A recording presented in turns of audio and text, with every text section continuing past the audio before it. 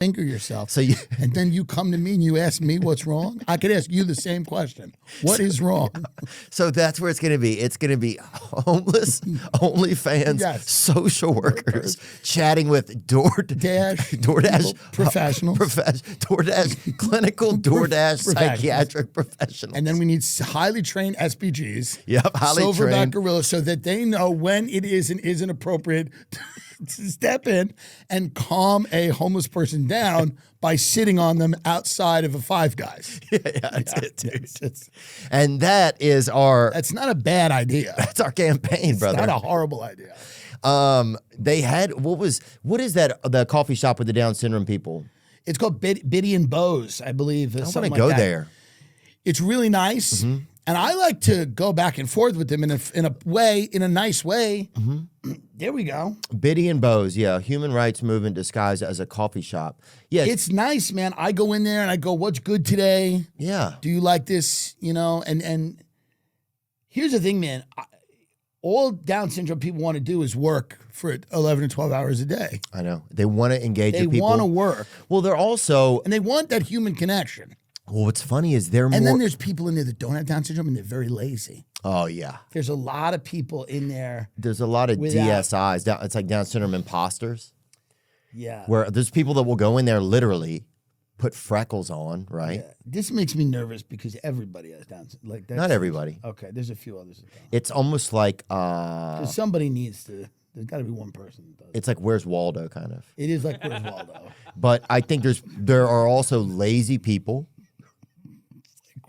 who consider themselves lobbyists. Yeah, okay, it's crazy. In D.C.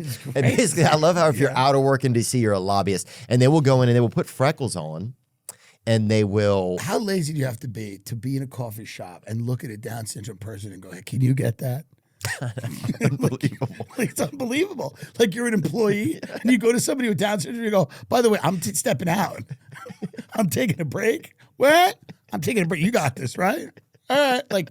It's got to be, you got to really check where your life's at if you're going to somebody with Down syndrome and going, "I got to take off tomorrow. Yeah. I can't be here. Can you handle this?" It's just where the fact that people are like, are we at the end of times? We have Down syndrome people are happy. Yeah. They're working. Yeah. We can't even do that. No. Without crying online. Taking ketamine. Dyeing our hair. Taking one of our eyes out of our head. Some guy took his eye out of his head the other day for no reason. And that's crazy. Well, it's like. It's a lot. It's a lot. When you're taking your eye out. Yeah, and people are like, what the? Because, by the way, no one cares. It's one of those things you do, and no one cares. Yeah, you think it's going to have a big. You think it's going to be a big moment. Yeah. And it's nothing. I have two friends, and their wives each of them has one eye. Oh, wow. Because one of them had a thing, and another one had a thing. They just, they just each don't have an eye. But a lot of perverts. Everybody's perverted. Yeah, no one even, it's not even a big deal. Well, nobody cares anymore. No one cares anymore. Unless you're willing to really take your fucking limbs off. That's right. And put them in your own ass. Yeah, you got to do something with those limbs. You got to fucking... What just happened in the news? Wasn't there something... What were we looking at earlier, Nick? Oh, man arrested for faking heart attack in over 20 restaurants. I respect this. I respect this nowadays because at least this guy is even. It used to be this: you did a slip and fall in a Walmart or whatever, you got 25,000, and then you raised a son or whatever.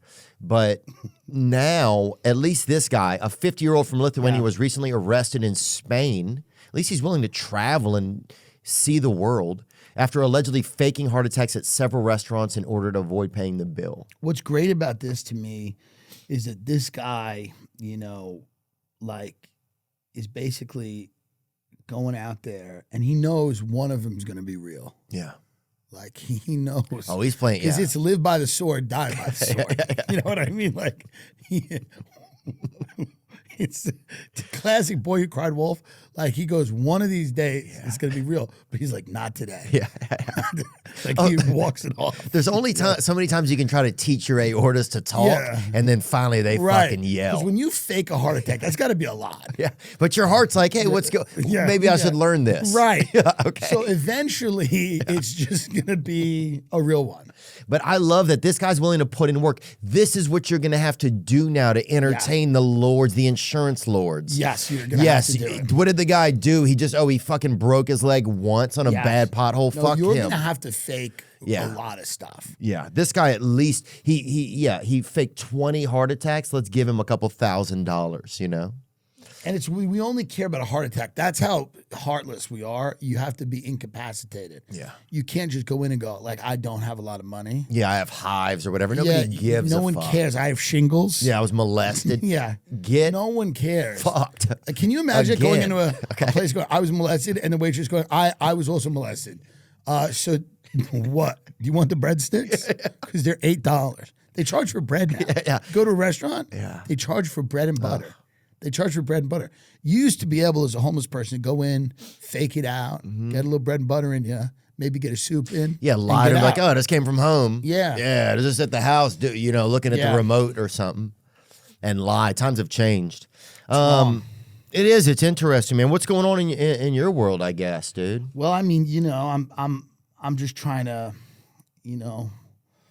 live out the dream of, being grateful for being lucky enough to make people happy. Hopefully, it almost feels there's a lot to that where you got to kind of always remind yourself that you're doing a fun thing and a cool thing, and you don't want to get caught up in any of the bullshit and the nonsense of it. Yeah, it's kind of hard to. Well, it's not hard, but it's like I can see how it can happen. You almost though see like so many like celebrities and like Hollywood is such a example of all of that. So I think as comedians these days, it seems like you have such a good example of like the avenues not to go down. Yeah, just try to keep your head about you and get excited about what you're doing.